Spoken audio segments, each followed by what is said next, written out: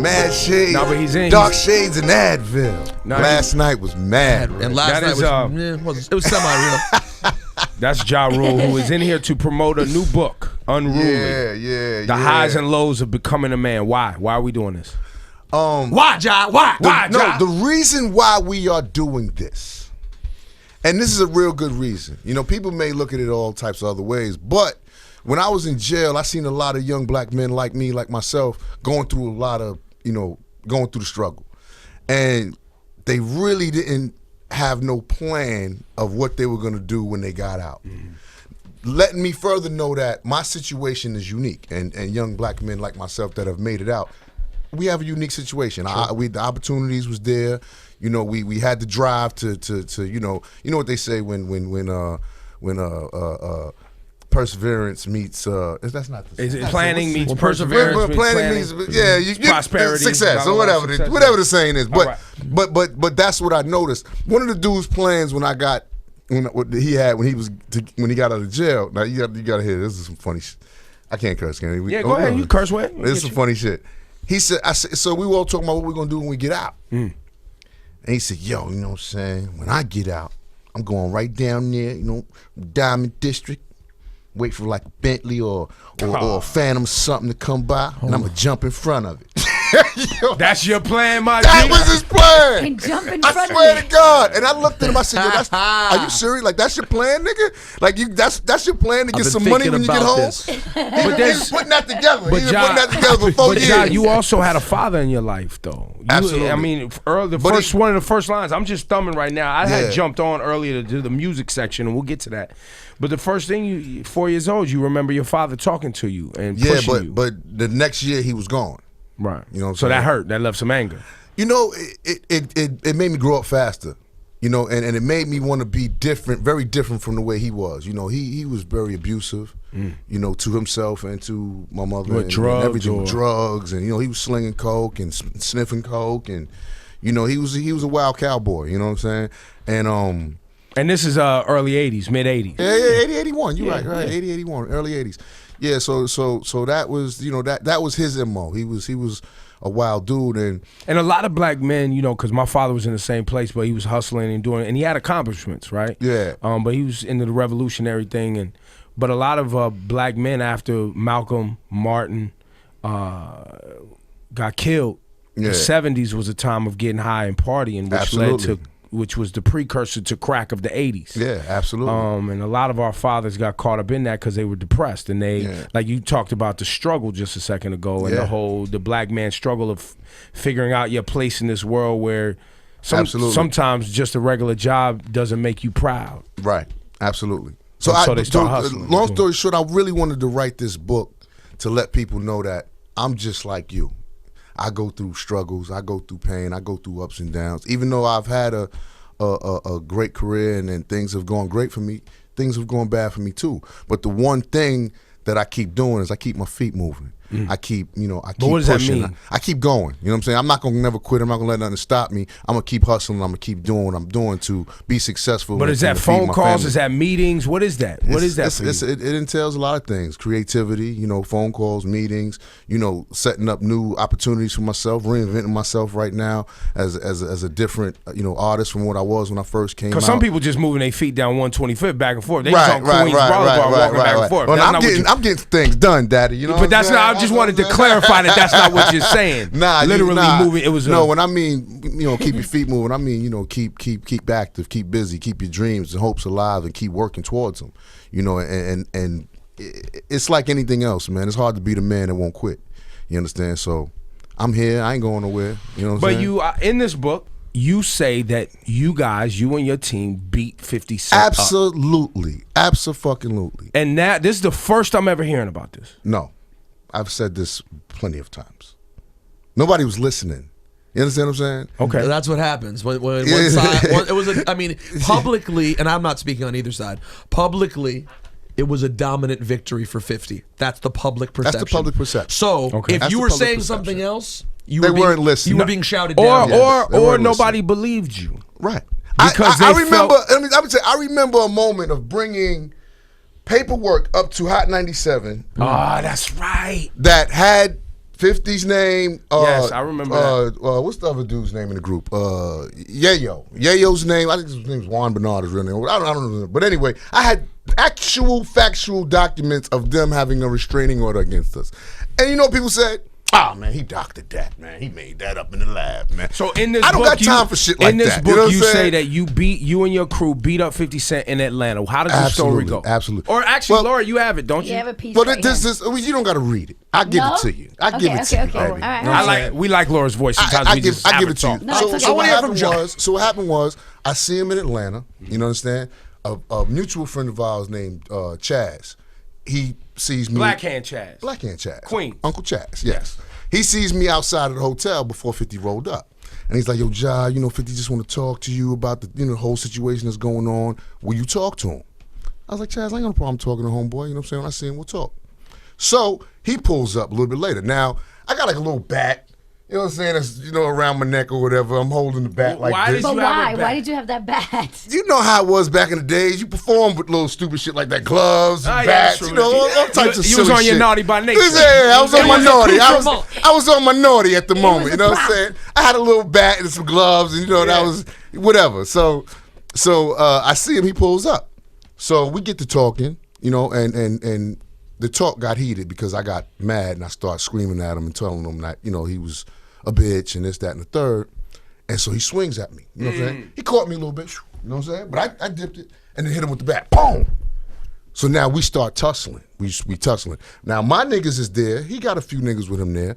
Me and my niggas proceed to whoop his ass while his niggas did nothing. They sat back and watched the whole shit. Now Chaz and my nigga BJ's there. They break the shit up. You know what I'm saying? Whatever. So they breaks it up. I'm letting the nigga know, listen, it is what it is. He's like, it is what it is. We had to fight, whatever. I'm like, don't come to the show tonight, nigga, because it's gonna be a real problem for you. You come to that show tonight. So that was that incident. He doesn't come to the show that night. I go to the show, do the show. Come back to New York. I hear he's talking all types of shit. Yo, I knocked him out, took his chain, this, that, and the third. Like he's talking crazy. But people believe everything he says. Now, I'm gonna give y'all the reason why people believe 50. He's buff, he's got his intimidating little snarl. He comes up here and he's looking around, he's acting tough and shit. And people fall for this snake. You know what I'm saying? People fall for it. But really, he's not that dude. He's not that dude. You understand what I'm saying? But people don't realize that because of his demeanor.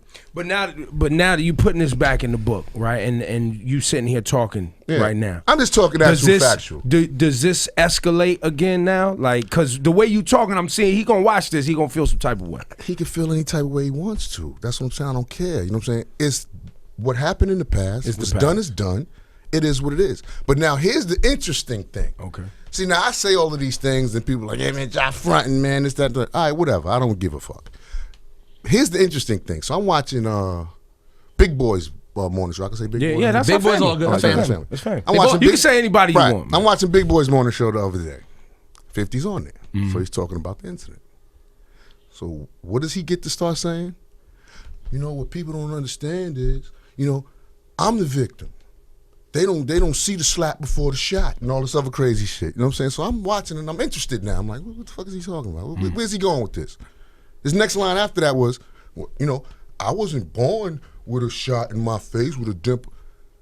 Nigga, what are you saying? What are you insinuating? Now you're insinuating that you're the victim.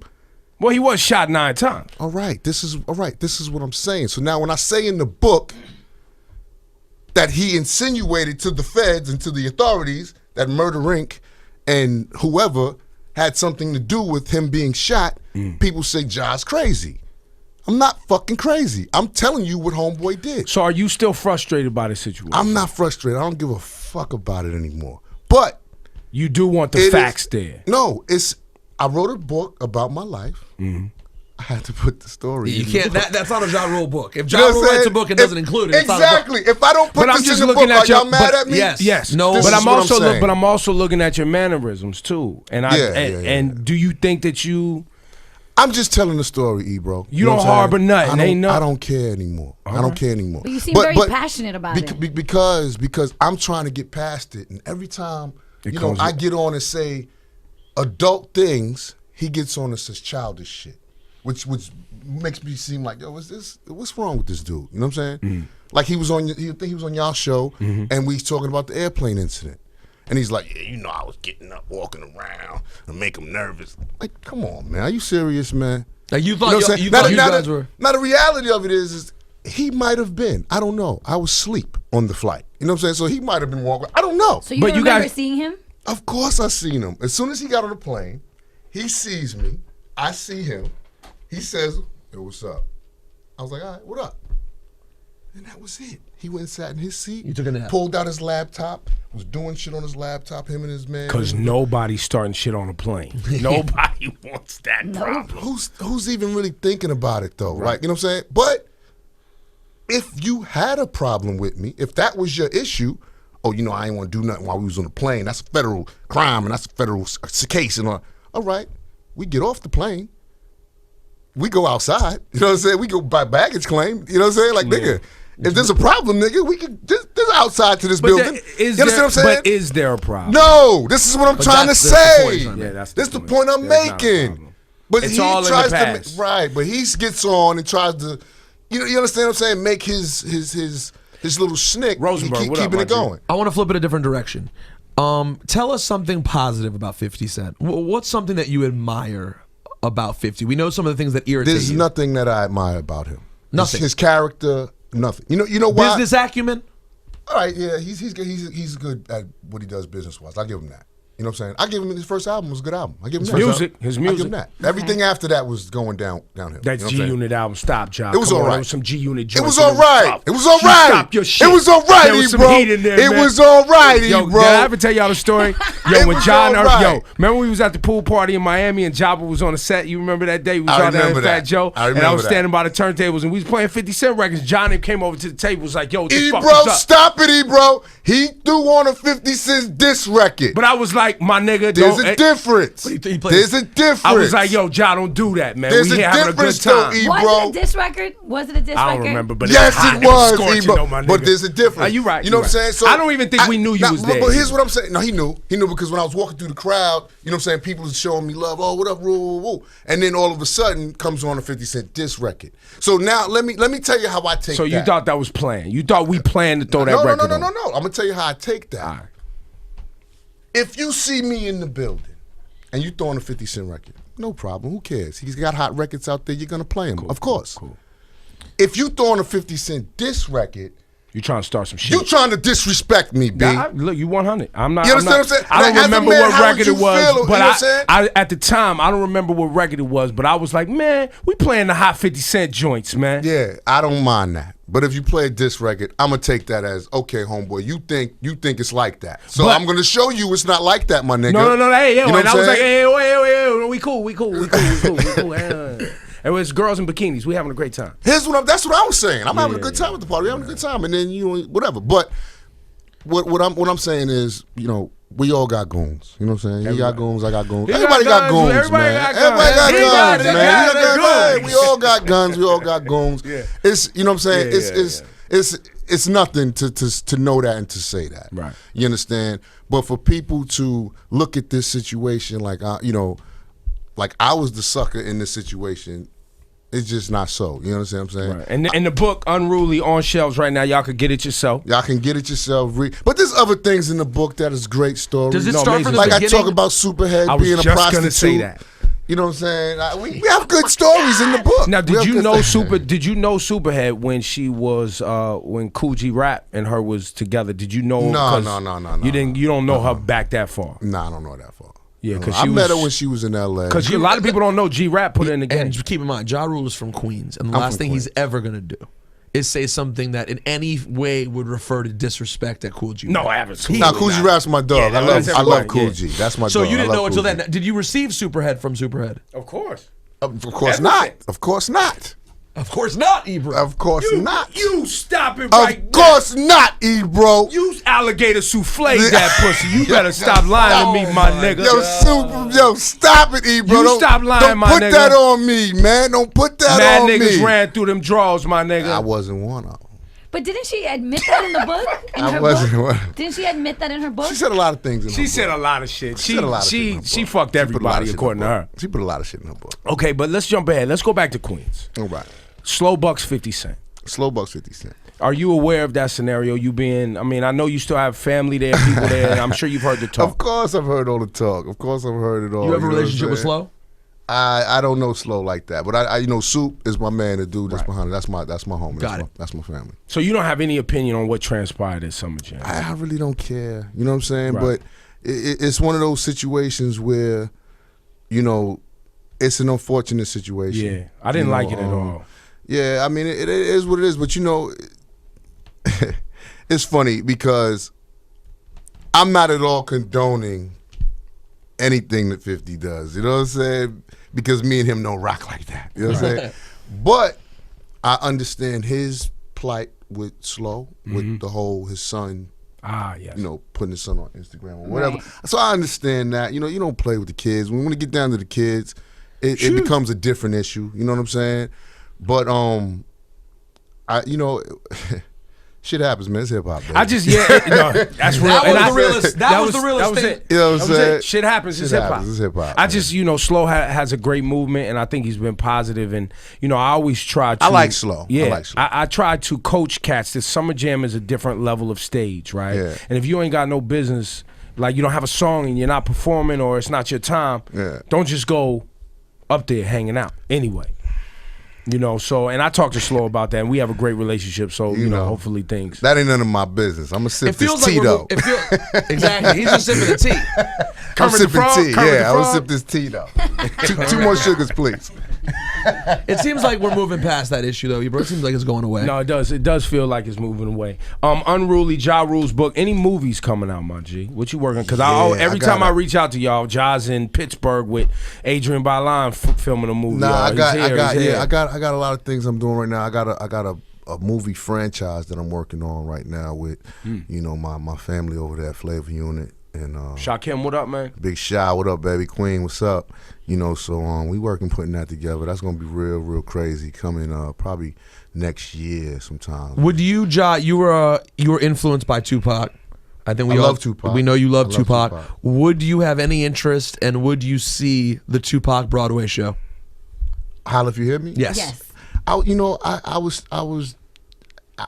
to go check it out, but I think I might not like it. But then people said it was really good. Say why? Because, you know, it's like I'm a hip-hop enthusiast. You know, I've had my chance to meet Pac. I know a lot of people that know Pac, and a lot of friends of mine were good friends with Pac, you know, like, you know, Nichols and Stretch and Madge, God bless the dead, you know. So I know a lot about Tupac, and I know a lot about that whole energy that he had and everything. And I don't know if that play is going to do his legacy properly. You know the play is his mother's. This is his mother's thing, right? But you know, but I could dig that. But you know, it's still, it has to be done hip hop. It has to have that. I think what they've done, thing on it. What they've done, and the way I understand, I haven't seen it. Laura Stiles has seen it. Yeah, I saw it. They took his music where the play's not about him. Right. It's like the Beatles' Love Show. Yes, or Billy Joel's Moving Out. Right, and that's what I'm saying. You know what I'm saying? I don't know if you can do that with Tupac and make it authentic and make it. So you want to see if it's a Tupac play, you want to see a Tupac play. I want to see the grit. I want to see the grime. I want to see, you know, I want to see both sides. You know what I'm saying? You know, when you talk about Tupac, you know, you don't just want to see the Tupac that was happy, the great knowledgeable Tupac that you know was trying to move a culture and a race in a different direction. You want to see the Hellraiser too. Yeah, you know what I'm saying. So you know, I don't know if they're gonna paint that picture of him because he's not here, and you know his mother did it, and I don't know if she wants that picture of him to be painted that way. But that's who he was. You know what I'm saying? He was a great thinker. You know, one of the great thinkers of our culture, hip hop, and one of the great minds. And he also was a Hellraiser. So you know, I want to see both sides of that. I do believe though that as hip hop, no matter how we feel about what the play might be, we should give it a chance because for them to have hip hop on Broadway, it's dope. Is a big step, and if we don't show up and support, They're not gonna do it no more. No, I definitely want to go and check it out. And like they just now doing Motown. Motown was great. Amazing. Did you see Motown? It's amazing. Motown was the best play I seen. Did you see? I didn't see Motown. Is it already gone? It's gone, isn't it? No, it's still there. It's ringing. Motown. I don't think Motown's going nowhere. Okay, you think it's gonna be around? Good, because I really want to see Motown. Listen, don't front. Jersey Boys is amazing too. Jersey Boys is great too. I saw Jersey Boys. I haven't seen Motown yet. I really want to see Motown. Listen, Motown was dope. Wicked is dope. I didn't see Wicked yet, but I'm hearing Wicked is very dope. Yo, where are we going right now? We're talking Broadway plays with Ja Rule, my G. Listen, man. Ja Rule is an actor. Yes. He's an artiste. He's a writer. He understands melody. He sings. Yo, by the way, hold on. Do you dance? Did you ever dance? I never danced. Don't lie, man. You did the I used to break dance. Cabbage Patch. I used to break dance. You did the running man. I was Kid Fresh back in the days. That's what I'm saying. I did a mean head spin into the windmill. I was mean. You did the wop, the baseball bat. I definitely did the wop. I did the Bismarck. We did it. We did that. Would you hit the road? Would you hit the road with J-Lo if the mother called you and said, "Let's go around the world and make this money together"? I love Jennifer, man. You know, anytime she calls me, I'm there for her. And then, you know, she's a friend, and anything I need from her, she's there for me too. So it's love. It's always love. Are you when you gonna start writing, man? When you gonna write songs and help out some of these young artists? That's one of my biggest problems. Yo, I get calls all the time to do stuff for people. But, you know. Let me hang on one second, Lawrence Styles. I'm thinking through this. There's a lot of songwriters from New York, right? There's the Andrea Martins, there's the Angela Hunts, there's behind the scenes some people who wrote some great songs. But then there's artists like yourself, producers like a Diddy, even people with great ears and writers like Hov, who I believe as you guys become other things, businessmen, and you move on to do great things, how can we get your ability for melody and song structure and apply it to some of these young cats coming up? How can that be passed on? You know, they gotta love what they do, man. They gotta love the art and love the culture and love hip hop, you know, as a whole. You know, I think a lot of artists today, they love hip hop for money. They love what it can do for their pockets. They don't necessarily love the breakdance and the art of graffiti, the DJ. You know, they don't actually love the culture that is hip hop. You know, they love what they can get from hip hop, and I think that creates a big space, you know, in their creativity, because they're not looking to create great music. They're looking to create a hot song. You understand? And then that makes a difference. You know, when you listen to people's albums nowadays, it's more or less made like a mixtape, or made like it's made for iTunes. Like people are going to listen to it song by song. But see, I take the other side on that, because Rosenberg does a great job finding artists that are just doing it for the art and the craft of rap music. I love that. Yeah, I love that. They're out there. But some of their songs are shit. This be true too. So how do I get some of these underground cats who just want to spit their bars, or they just want to they want to rhyme, they want to MC, they want to be a part of hip hop, but their songs ain't there? Because what 50 has is the ability to create melody and song structure that I think the music aspect is left out of some of these young MCs. They don't understand how important the music also is. Yeah, you know, like I said, you know what it's like? It's like a talented ball player who was just born nice, and he's good at what he does. So he doesn't work on his craft as much as the guy that's not as nice as him. So what we're getting here is those artists that you're speaking of that they got bars, they in these MC got battles and they nice. Yeah. They're not taking the time out to really study the craft and be as good as they can be. And then you have other artists that are not that good, that are studying the craft and trying to do the artsy thing, and it's not coming across as great music. You know, so I think some of those artists that, you know, are very talented at what they do, you know, need to take it more seriously and be great at what they do. So with your strengths, man. You know, it's too many times that people are good at something and work on their weaknesses, instead of, you know, working on what they're good at and becoming great at it. You know, if you're not so good at something, the best you're gonna be is good at it. It's like it's like a kid was outside the radio station today, and I was like, he keeps sending me music. He said he comes once a week, 5 a.m. He's waiting outside the radio station. Right. And I listen to him. I'm like, yo, you can rap, but the music sucks. Right. He's like, nah, my beats, and I'm like, fam, you need a producer. You just rap and let a producer make it a song. Yeah. And I think nowadays these cats think they could do everything. Were you at that place before, and Irv kind of was like, "Yo, fam, let me do the music. You just rap." I know what I'm good at, and I know what Gotti's good at, and I know what the producers do. So I want everybody to do their job collectively, so we make the best shit. But it was about a team, though. It's about a team, and I think people don't realize that too. People want to be a one-man show, but that's rare in the business. You got your Kanye's, you got your, Who else? Who else?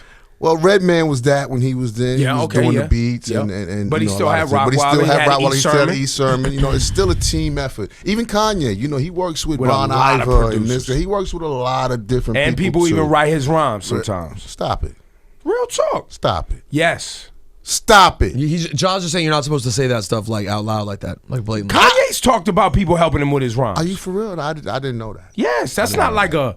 I didn't he's know not that. trying to. No, I didn't know that. Definitely, No, I didn't know. definitely. I never knew that. Yes. I thought Kanye did. He does. He writes a lot. He writes a lot, but people help him too. I didn't know that. Yeah, I didn't know that. I think we covered a lot of ground here today. We really did. I mean, you can't even. We did Broadway already. Where are you going to go? I'm just curious. What new artists do you like right now? I guess we can't call Drake new anymore, right? So No. I like August Alsina. I think he's dope. I like Iggy. I think Iggy's dope. There's a lot of artists out there that I think are good artists. You know who I like? I like Childish Gambino. I think he's dope. Yeah. Too.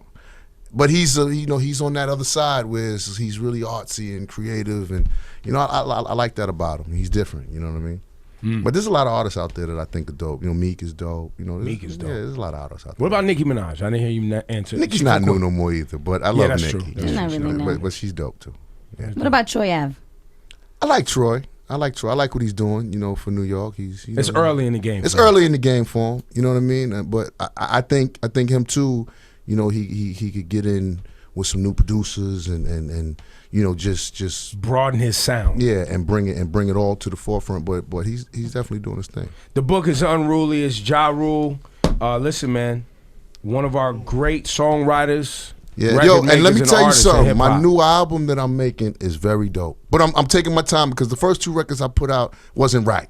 It wasn't. Y'all didn't listen to me. We didn't listen. We didn't listen to this conversation right now. We didn't listen to E, bro. We didn't listen to E, bro. We did. I was trying to help too. But let me tell you something. It's tough when it comes to me sometimes because I get a lot of you got to bring it back. Fuck that. You got to do, but and then I get we want to hear them songs, man. Fuck all that. Yeah. Fuck all that. Get a hot beat, make a hot song, my nigga. That's it. These niggas don't know nothing. I'm cooking up some good shit, but I just wanna take my time with it and make sure it's right and make sure the timing's right because timing is everything too. And I'm also saying Rosenberg is hip to this. He's got Peter Palooza 3 coming with some great acts on it. What's Peter Palooza? What's that? It's his birthday party, but it's a concert. Action Bronson, Danny Brown, Schoolboy Q. That's dope. That's dope. But the reason I bring that up is because Q too. I like Schoolboy. What Rosenberg has helped a lot of artists do here in New York is he's brought touring artists. Yeah. Because in hip hop, there's a whole scene of hip hop that is straight shows. It's not radio acts. They go out, they do the festivals, they're selling out shows, and they've never even had radio play. Yeah. And the reason I tell you that is because that's an aspect that you as an artist with hit songs could probably go out here and put on a nice tour as you grow your brand back. I give an incredible performance. Like my stage show. You better after all this time. My stage show was crazy. It's crazy. Ja, it's been 10 years. Yeah, you should 15 it's years. always been crazy. It's always I always had a great but my shit is great stage show. Ja Rule, ladies and gentlemen. Yo, thank you, man. Yo, thanks for having me, man, all the time. Unruly.